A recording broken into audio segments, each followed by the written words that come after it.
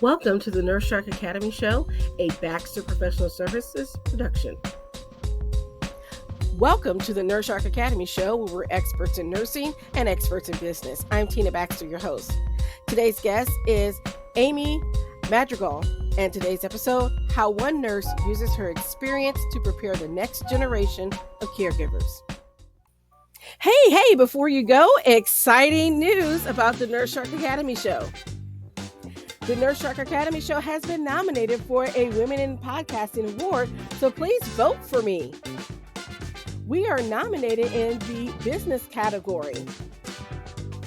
So go ahead and cast your vote for us for the Women in Business Podcast Award for the Nurse Shark Academy Show, and you can vote for us at www.thenurssharkacademy.biz/podcast awards.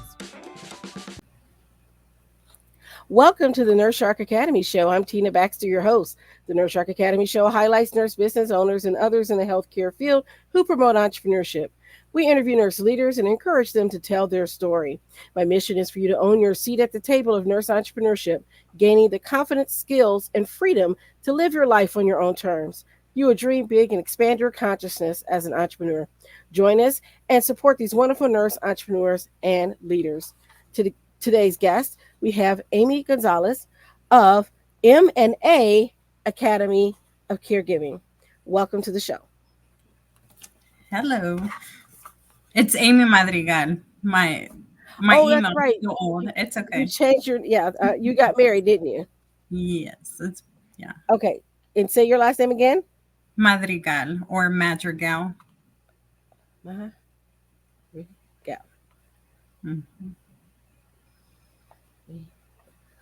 So I write it down, so when I do the promo, I'll have it. So thank you for reminding me, because I just glanced at your email and then I realized I had that in my head, but I forgot. So Amy Madrigal, welcome.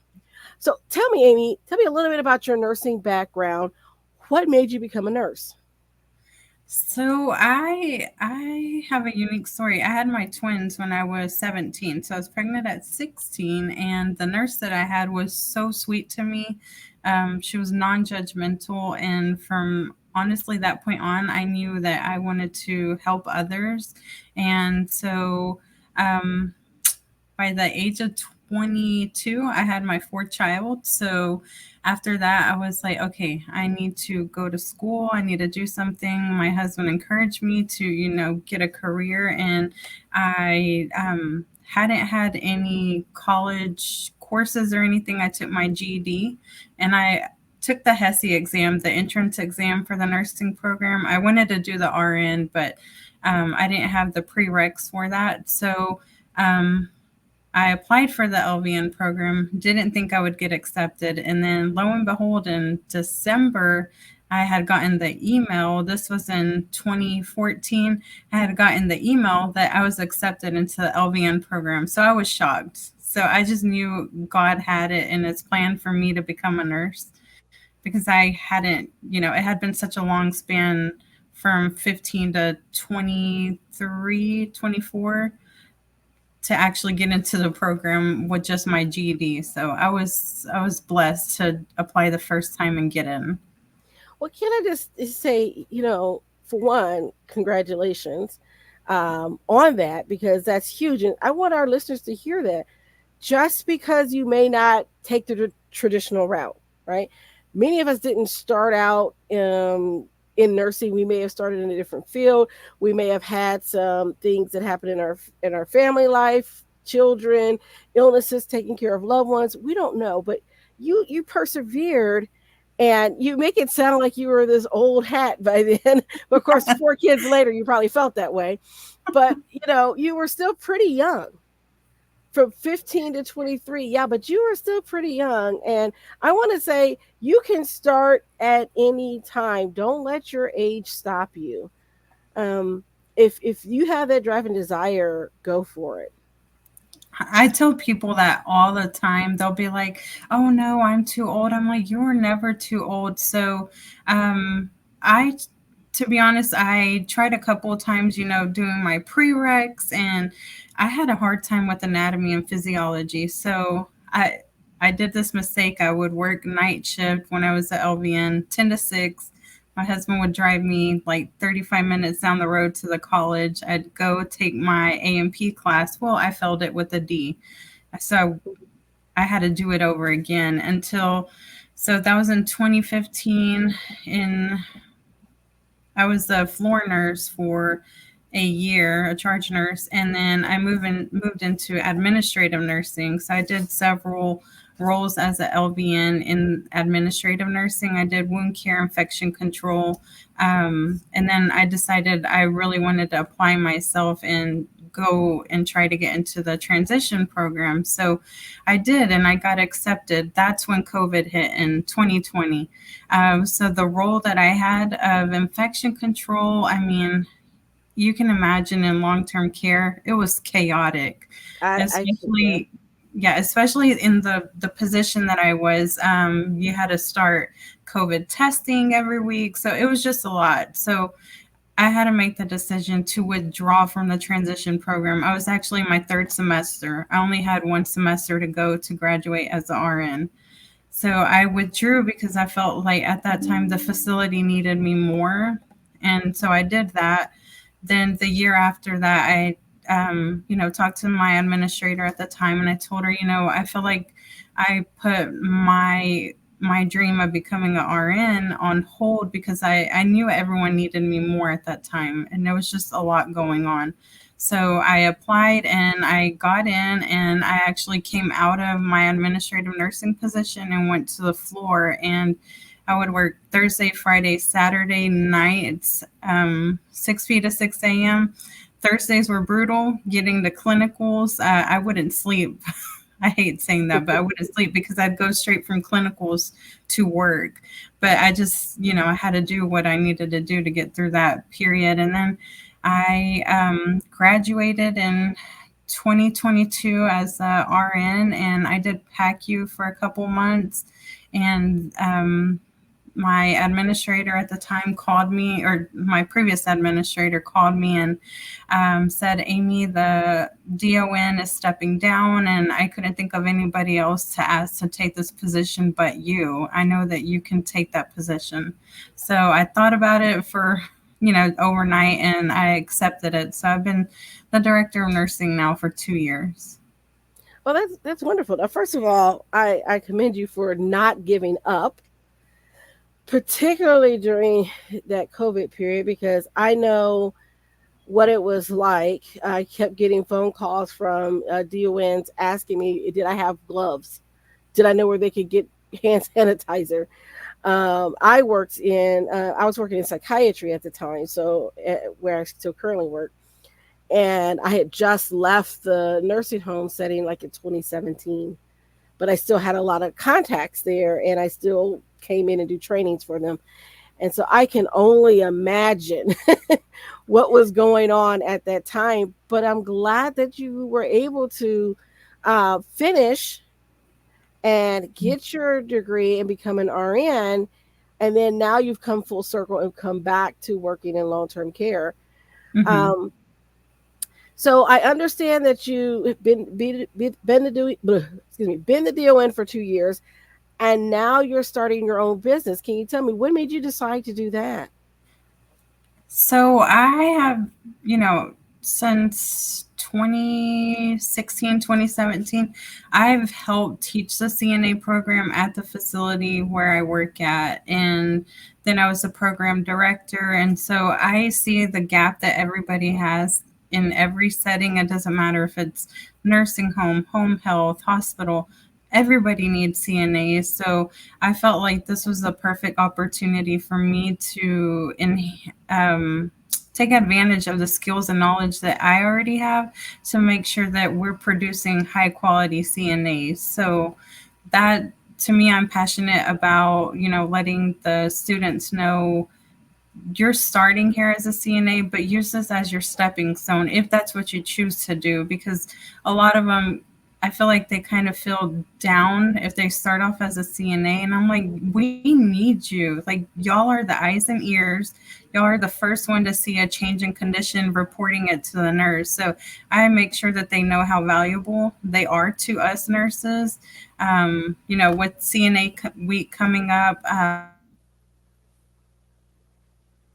making sure we go all out for them as well. You, I started out as a CNA, and I admit I find it very refreshing when I talk to nurses who did start as a CNA and or had worked in some sort of capacity with that. Because I, as a CNA, I work with nurses who were, let me just put it, too good to help put somebody on the toilet. And even as a nurse practitioner, that is not me. If somebody needs to be changed and we are there in the room and I've got to look at their bottom anyway for wounds, I said, let's change them. Let's not bother the Mhm. CNA. That person's got a lot to do. We're here. Let's do it. It takes less than 5 minutes. Oh, definitely. Especially, some of the residents, I'll help them and they'll read my name tag and they'll be like, "Oh, how embarrassing. You're the director of nursing." I'm like, that means nothing. I'm here to help you just as much as everybody else. And I mean, actually, one question that I get in particular will be like, "Why do you wear scrubs as a DON?" And I'm like, because if the floor staff needs help, I'm going to get out there and help them. How am I going to get out there and help them if I'm wearing heels and slacks? So I stick to my scrubs. I'm ready to get in there if they need help. I mean, I'm there to assist them. What I used to call management when I worked in the hospital was the clackety clack brigade. You can always tell them coming by their high heels. You're coming to No, the that's floor. not me. I feel like that, everybody has their own way of dressing. That's fine. I just feel like if there's an emergency, I need to be able to get in there and help. So I just stick to that, and there's been several emergencies that I have to jump into, and I wouldn't be effective in heels or slacks. So, It's interesting because when I worked in long term care, and I came from psychiatry, so I was a psychiatric nurse, and then I became a nurse practitioner and working in long term care. I would always wear scrubs because I didn't know if I was going to be on the floor to look at feet or nasty wounds or whatever as a nurse practitioner. And I just remember being there one day, and I had a resident wave me down, frantic because she had to go to the bathroom, and everybody was feeding dinner. And I said, well, I can help you get on the toilet, but I'll let the nurse know to come get you off. So I got her onto the toilet because she was trying to get not just staff, but she was going after other residents and their families. She was like, family she was members. desperate. So I said, I'll just put her on the toilet. And I did, and got her situated and put her on there, gave her the call light, did all the stuff I did. And I went and told the nurse, now she's in the bathroom because this is what was going to happen. And I was afraid she was going to take herself and fall. Mm-hmm. And that And is what happened. yes. And so I had another resident that I was helping to change her, and she had a horrible sore in her bottom, and she was needed cleaning up. And so I just like, well, we're here, let's just clean her up so I can see, because I've got to clean her up anyway. I can't see the wound. And she's just bawling. She's like, you don't need to see this. And I'm like, I'm still a nurse, right? It still says nurse, right? And so I was able Mhm. to talk her out of that. And I think what people don't understand is that although we have a title, we're still nurses. We're still nurses, and we're still going to act accordingly. Oh yeah, I will never not help anyone that needs my help. I mean, I'm still a nurse at the end of the day. So, Okay. Now, I know your business is fairly new, and I know you're going through the regulatory process for your state, which is Texas, by the way, if anybody's interested. So tell me, what has that process been like for you trying to start this business?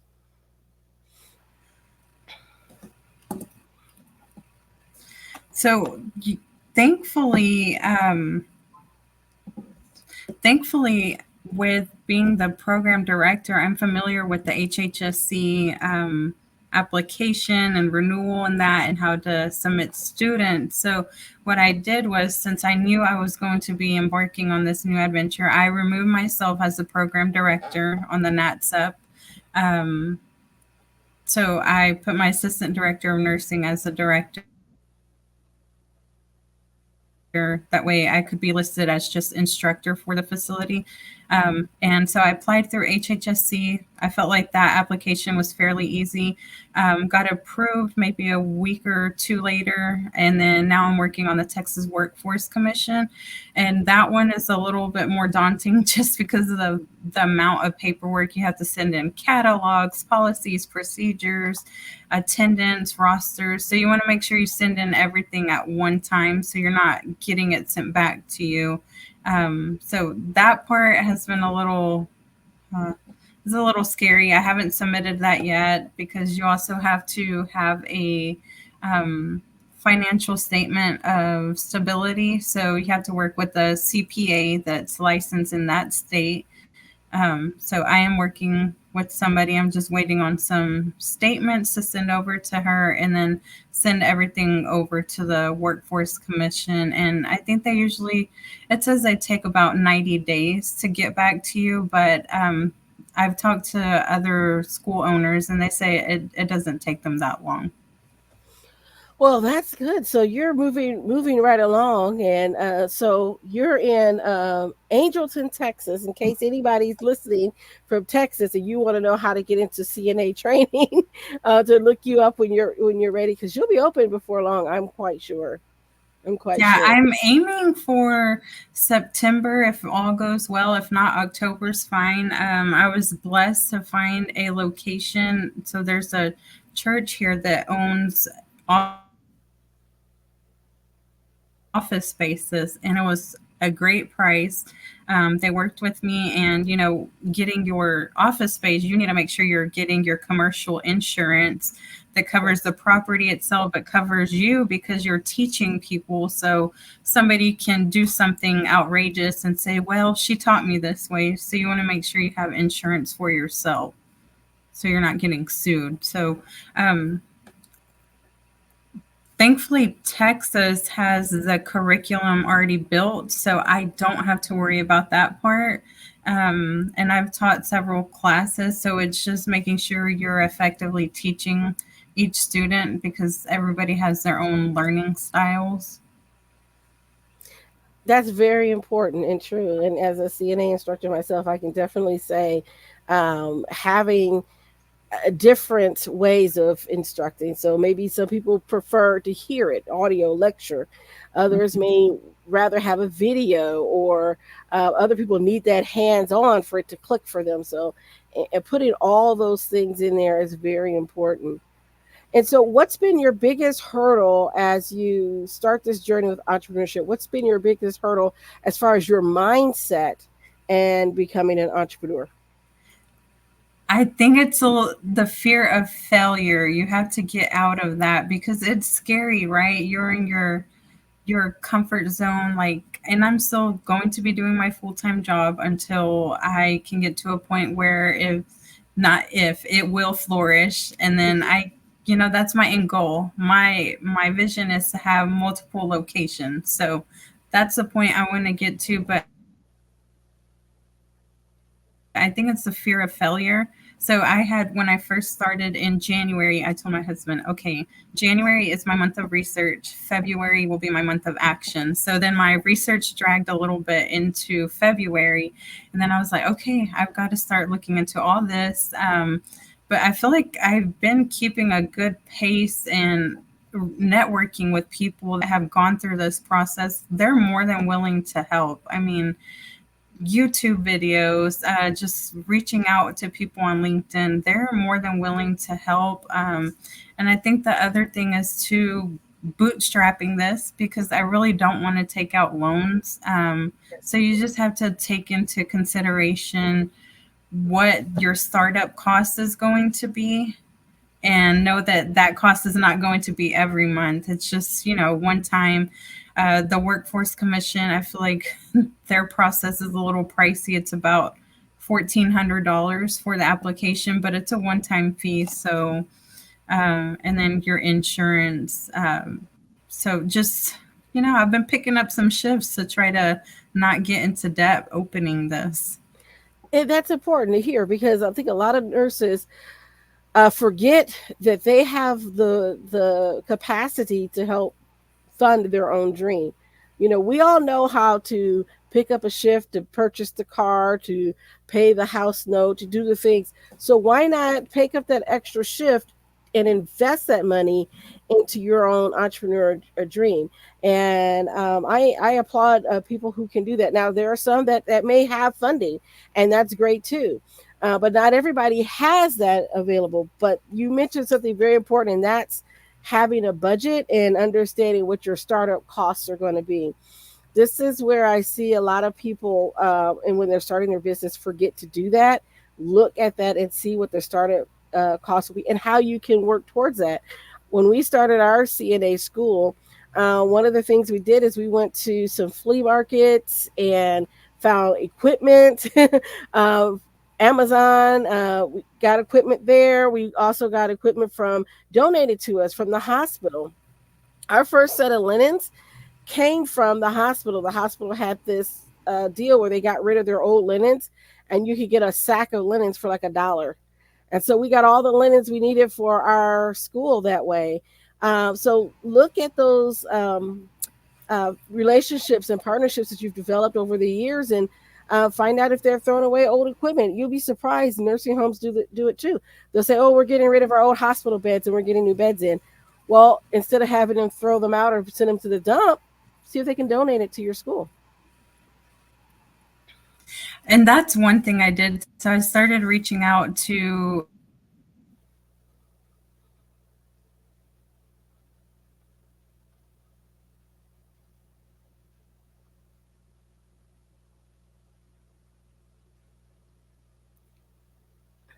Seems we have a little bit of a lag or a technical difficulty.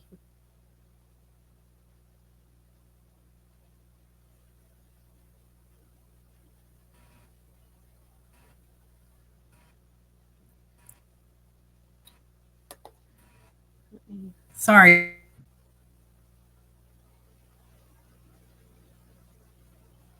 So I did reach out to community colleges, and I think it's a liability thing. They auction them off. So I was like, okay, well then I won't go that route.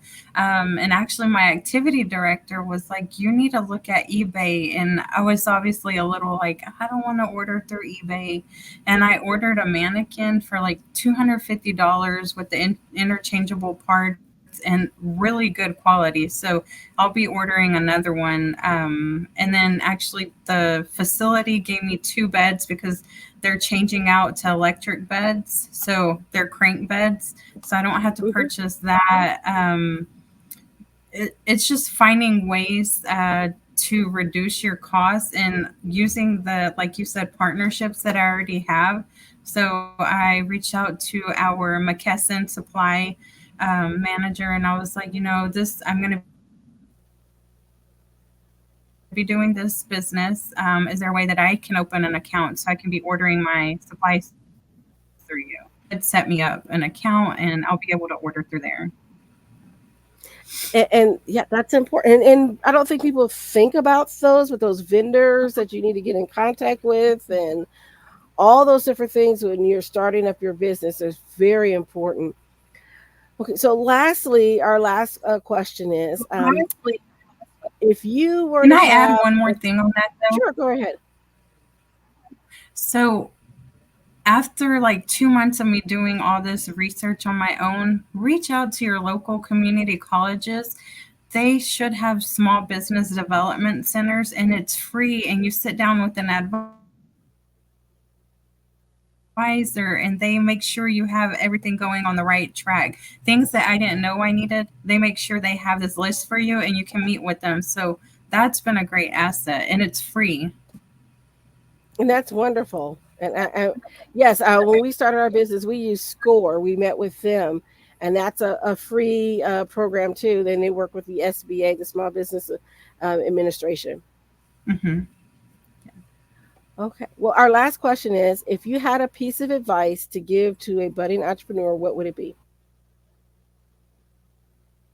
The advice that I would give is I think you should look at all the skills and knowledge that you're already offering the company that you work for, and why not be able to use that for yourself to do a business. And it is scary in the beginning, but you're going to have that freedom in in the long run to do what you want to do and help out others where you see the gap is. You already know the problems that are going on.